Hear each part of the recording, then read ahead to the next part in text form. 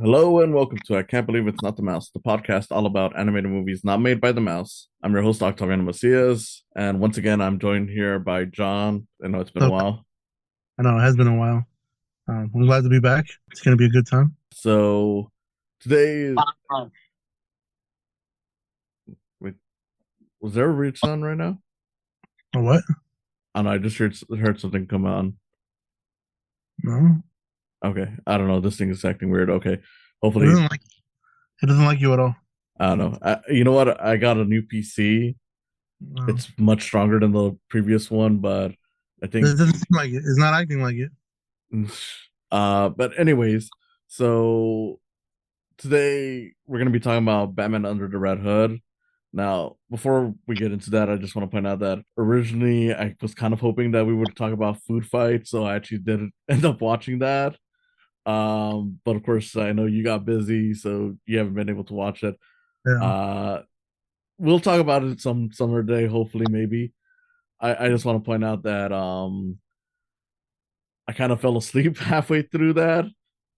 No. It's not the first time I've ever seen that movie, but it's almost always the same thing. I fall asleep during the bed with the characters fighting back against the evil fascist corporate brand Yeah. lady. But anyways, that story for another day. Just wanted to point that out, just so that doesn't go to the waste. But yeah, we're talking about Batman Under the Red Hood. For those of you who aren't aware of Batman Under the Red Hood, it's one of the many DC animated movies that they've released straight to video over the years. Honestly, they've been doing this for almost, I want to say, 15, 16 years now. I know that one of the first ones they did was like the Superman Doomsday thing, but they've been doing so many of these that it's hard to remember when exactly this started. Those of you who aren't aware of which one this one is, it's basically the one where we kind of see the story of like the second Robin's death.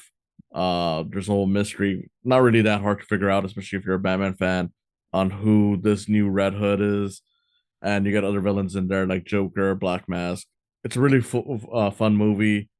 My only thing is that it's honestly on the short side. It's only like 75 minutes, and I know that's the thing with a lot of these animated movies that they make. It's just short, but I feel like it could have been a little bit longer to flesh some stuff out. No, you are right. It is one of the shorter films. 70. I think it's like 72 minutes. It is a really good film though, and it kind of it encapsulates the story of how of Jason Todd becoming the Red Hood. I think pretty well. Spoilers. I'll stop. If you're hearing this podcast, you've seen this movie. But And if not, realistic, if not, you could just throw that out. I mean, come on, you have the power of editing. I mean, to be fair, you're not wrong. Like I said, it is a very obvious twist because it's like it's kind of like going into the second Captain America movie and being surprised that Bucky is the Winter Soldier. If you've never seen these comics, you'll probably be surprised. If you've seen these comics, if you've seen any of the cartoons, you already knew that was coming. Not to mention, this movie came out in, I believe, 2010.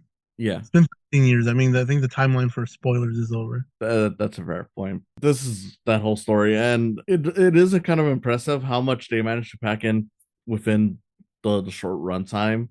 I do think to an extent it helps if you're familiar with Batman, just because even though it's easy enough for new viewers, like like if this is your first time watching a Batman thing, it'll be easy enough to understand. But there are some stuff in there where it's like, okay, this would probably only make sense if you know enough about Batman. Like they have Ra's al Ghul in there, and at some point you see him with his daughter, and it's like Mm. if you don't know anything about Batman, you're gonna be questioning why he has this girl right next to him. Not too much because it's like it's just one small scene, but it's still one of those things where it's like seeing stuff like the Riddler and just all these weird things might be Yeah. a bit weird for new viewers. Yeah, and it's kind of one of those things too where like even if even if you're not a big Batman fan or you just know of Batman, you know the immediate like villains, like the Joker, Penguin, the Riddler. The Red Hood is not one of those that is a common name. So it's kind of one of those more like I said earlier, like if you're listening to this podcast or you've known about this movie, it's most likely because you are a comic book fan and you've delved in there in search of like specifically that kind of stuff, you know, like you're not just a casual viewer. I mean, I would say that this is still a worthwhile watch if you're not too big into the comics. I still think that at the very least, maybe watch a couple of episodes of like the 90s cartoon, or if you've seen any of the movies, you'll probably get a better hang of it just because it does kind of go into some stuff without really explaining what they are. Not that it does it too bad where new viewers can't figure it out, but it's going to be a little weird for new viewers. Um, like you have characters name dropping, like you said, like the Penguin, Riddler, and stuff like that. Like because you have Jason Todd at some point, the Red Hood basically pointing out like, oh, I don't want you to kill like the Penguin or whatever. I just want you to kill Joker because of what he did to me. Yeah. Um, like and that way, like if anyone's ever seen the animated movie Batman Mask of the Phantasm, which is like the theatrical movie from the original cartoon from the 90s. um it's kind of following a similar thing where it's just a character who was connected to Batman and was forced away from him because of the Joker, basically trying to get some revenge, trying to murder the Joker, while Batman is, of course, on the side of like, look, I don't like him, but I'm not into murdering. Like, that's too far for me. Yeah, and there is a point too where like during that monologue that he tells that he's telling Batman like like you said like I'm not telling you to kill the Penguin, I'm not telling you to kill the Riddler, I'm telling you to kill him for what he did to me. But like even Batman says it himself, like, you don't think I haven't thought about killing him? You don't think that every waking moment that's not what comes to my mind? But that's not who Batman is. Batman doesn't kill, you know? And the whole point of this movie is like when it boils down to it is Jason Todd is just wondering why is he still alive? Why is the Joker still alive? If Batman cared about him as much as he says he does, again through Jason Todd's eyes, like why is the Joker still running around? Why is he still alive? Because in theory, like if you love someone and they end up hurting somebody you care for truly, you would go through extreme lengths to possibly get revenge or something like that. So he's just like, why is he still alive? He takes it under his own, his own hands, you know. So And one thing I will say that this movie does really well is get you into that emotion of basically feeling sorry for Jason. Like, even though you kind of understand, like, okay, he's probably taking things too far, you do kind of feel like, well, he was kind of murdered by the Joker. Um, and of course, they explain how he was brought back by Ra's al Ghul, so that's how he factors into this. Uh, and you do see like flashbacks of like when he first became Robin, so it kind of gives you a lot to actually care about it, to a point that even though I think the ending could be done a little bit better, like I feel like it just kind of ends. I do like how it ends with just showing like, okay, this was his first day being Robin, and just seeing that little moment of like, okay, this is how it started. It's so sad knowing how exactly it ended and how this kid turned out. yeah, and it kind of goes for like to think about, um, it's something that Batman could have controlled. Like Jason Todd didn't have to become the second Robin.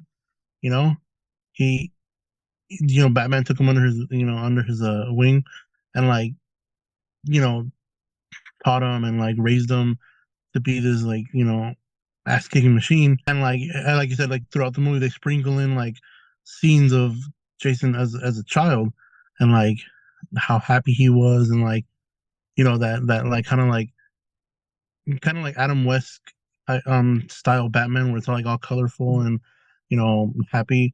And then you fast forward it to like the present time and it's all dark and gritty. Like I think the tones between the flashback and the present are a really cool, like a really cool touch, and it does add to like at least an emotional factor of like the movie begins with that scene, like that's how this movie starts. it begins with that scene of like Batman rushing over to go save, Robin, and you as the viewer, you're watching everything unfold and like how he's being treated. Then you start, as you're watching the movie, you see like him as a child, and I mean, it really does make you feel for Jason. Like again, like it's human nature. Like you feel horrible for the things he's gone through, especially seeing him growing up, and then you understand like, okay, I get it. I understand why you want to kill the Joker, you know, but it's just not. It's Batman. This is Batman. You don't kill. And it's really just a whole thing about what's too far or what's not. That's something that I kind of wish that they would have talked about more throughout the movie, just because it really like unless you're really big into Batman, you'll understand perfectly like why he does that, and he does kind of explain it in this movie.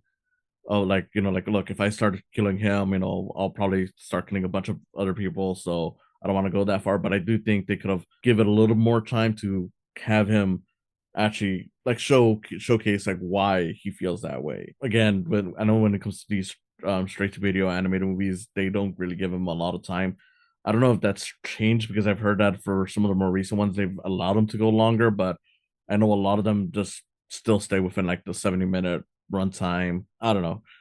It's something I would have liked more for this one. But on the whole, I mean, it is a really good movie. I like how a lot of the actors that are in this, give really good performances. Like you would think, okay, the guy who does the Joker in this is John DiMaggio, who most people know as like Bender from Futurama, Jake the Dog, and Adventure Time. If you had asked me, like, okay, is he a good choice for the Joker? I wouldn't have thought of it just because I normally think of the Joker as this guy with like a higher pitched voice, especially because of the laugh.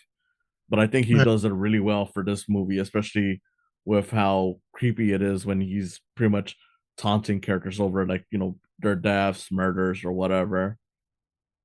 yeah, and then like it also helps that the animation style, the way that they drew the Joker in this movie, you can see John DiMaggio's voice coming out of that. Like the character design that they used for this particular Joker wouldn't necessarily work with like Mark Hamill's voice. I think the way that they animated this Joker was perfect for, John DiMaggio, and he didn't do a bad job actually. I would probably go as far as say he's probably obviously now everybody has their own opinion, but at least mine is always Mark Hamill. That's the Joker. Then I would follow it with John DiMaggio. He did a really good job. Yeah, I mean, I wouldn't go that far, but I do think he is one of the better Jokers that there's been. Honestly, it's like, yeah, I get why people consider this to be like a more underrated performance, just because, like I said, normally when you think of the Joker, you think of like a more high pitched kind of voice, Yeah, not this like lower, tone where it's like he's. I don't want to say he's talking slowly, but it's kind of like more slower than you would normally expect for like a Joker. Like he's like really hammering on like the stuff that's messed up with what he's saying, and you still get some of that unexpected surprising, like like dark humor kind of stuff. Like there's a scene where he's with Black Mask, because Black Mask tries to break him out just to get Red Hood to pop out, and he basically kills like the three henchmen that he had with him. um and he just basically makes like a little joke where he's like, "Oh, I need some men for whatever you're gonna have me do. Not these men because they're kind of dead, but some other men." I mean that the little sprinkles like that they do they add character like I won't say character but like life to this film. Like it's just little details like that that separates this Joker from like like Mark Hamill's Joker and other Jokers. You know, Yeah. um I don't know. I think the rest of the voice cast too did a really good job. For some reason I can't remember any of their names. Uh, Um, I know Jensen Ackles. I hope I'm saying that right, but the guy from Supernatural is yeah, Red Hood, and he's yeah. actually really good in that. I can't Uh, remember. Can't remember Batman's voice. Batman, I'm actually forgetting who it is right now. But I know Neil Patrick Harris shows up as Nightwing. He's actually fine. I actually didn't even realize it was Neil Patrick Harris the first time I saw it. Yeah, I can't remember who Batman is. I know it's It's like Uh, Something green. I can't remember. I can't remember the name. I don't know. Let me see if I can look it up real quick because yeah, I'm not getting it in mind right now. Bruce Greenwood. He's See. actually really good in this. I don't know too much about him. Yeah, I can't keep to mind who that is, but I knew his last name had the word green in it. That's as far as I knew. well, yeah, the names the guy's name is Bruce Greenwood. I guess I'm not really too familiar with that actor, is what I'm saying. It's always been kind of a hard thing for me to remember voice actors because you're not watching them, like you would a live action movie. Yeah, So it's kind of hard. but yeah, I don't know. I think they all do a really good performance. You also get a good performance out of Black Mask, which with Black Mask, I know that's definitely one of the more obscure Batman villains, at least in comparison to some of the other stuff that we've had. Because as far as I can think of, the only other time I've seen Black Mask in anything was maybe the Harley Quinn movie that they did. But um, yeah, I mean he's a fun character here to just beating up some of his own men whenever he gets pissed about the shit that the Red Hood is doing. As far as the Batman movies go, this is definitely one of the ones that I've always preferred more. Like, and I'm not talking about like not even just the animated stuff, but even just grouping it together with like all the live action stuff, the theatrical stuff. This is actually one of my top favorites. Um, Watching it again, I'm like, okay, I do notice a few more issues than I've noticed, watching it like almost a decade back because it's been a long time since I've watched it completely. But for the most part, it's like most of the stuff that I have an issue with is not a matter of like the movie doing it bad, just the movie not being given enough time to do more, which again I can't really fault it too much when I know that that's kind of a hard rule that they have for this since it's a straight to video movie. Yeah, trying to squeeze all that information into 75 minutes. I mean, you just got to pick and choose. I mean, I think the story that they told beginning to end was pretty solid, and it is. I wouldn't want to like. It is a really good Batman film. Um, I wouldn't put it at like my favorite or up there, but it is one that I can go back to watch without a problem. You know. Yeah. I don't know. For me, like I said, it's definitely among my favorites, but I mean, there's so many Batman movies. Like the only ones that I would say I definitely prefer over this one are pretty much the two Tim Burton Batman movies, the Lego Batman movie, the recent The Batman, with Robert Pattinson. I thought that was a really good one. I haven't even seen that. You haven't seen it? I haven't seen it. You gotta watch it. I mean, I will say that movie runs too long, but Hmm. it's a really good movie. Beyond that, I don't know. Maybe The Dark Knight Returns. Like I don't know if you've seen both of those. Yes, I love those movies. Yeah, that was a really good one. I mean, Uh, granted, I know it's technically two parts, but whatever. It's technically one movie. yeah, it's one big movie. But yeah, I mean, I would say it's still one of my favorites. I mean, I don't know. It's at the very least one of the better straight to video DC movies because they've made a lot of them, and even though I haven't seen them all, the ones I have seen have been kind of hit or miss. So I don't know. This one still stands out to me. I think it depends on what you're watching and who made it, because like there is a plethora of Batman movies. There's a lot of DC movies, and specifically the animated ones. But like eh, everybody has their taste. Um, did you watch did you like Killing Joke? That one was really good. The Dark Knight Returns 1 and 2. So it fits perfectly fine within that scale of those animated films, but it's just one of those that's like if it's on I'll watch it. I might not go out of my way to to replay it, but it's still not bad. Like it's not a bad movie. It's actually really good. It's just there's just a lot better stuff out there, you know? I mean, what I'll say this, even though I haven't, this was like my first time watching it completely, since 2010, pretty much. Over the years, the one scene that, well, technically two scenes that I've been rewatching pretty much every year has always been the whole bit where you finally have Red Hood confronting Batman and basically giving him the ultimatum of like, okay, either I kill him or you kill him or whatever. Or and also the ending itself, which is how I've noticed that yeah, it's a bit abrupt, even though it is a good way to end it, especially for something like that is this short, that it's able to get to me that emotional. I don't know. I think it just shows the skill on what they made.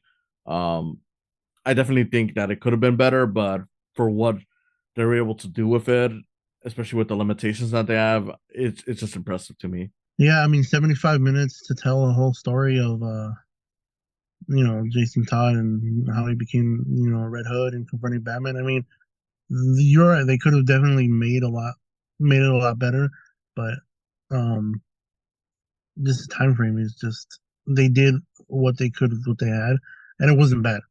From beginning to end, you start with that scene with Jason dying, then you skip ahead to when he confronted Batman and basically makes him choose like it's him or me. Like I kill him or you have to stop me. And again, it goes back to Batman telling him like, dude, I don't kill. Like it's just not what I do. And ultimately, how like every Batman movie goes, he finds a way to stop him. But it's just that feeling that like that emotionally you feel for Jason because you're like, dude, like he looked up to Batman, he trusted Batman, you know, he took him under his wing. He was supposed to protect him, and at the very end of yeah, his life, I guess, because I mean we all know how he came back, but you know at the very end of it, he wasn't there to protect him. You know, he got beat to death with a crowbar and then exploded in the what is it warehouse? Yeah, it was a warehouse. And when you get to the ending of the movie, and you see him like you said, like on that first Robin mission, and you've seen all the little all the flashbacks that they sent of him being a child and like the difference of him being Robin um to Red Hood. It's like I mean you can see that change.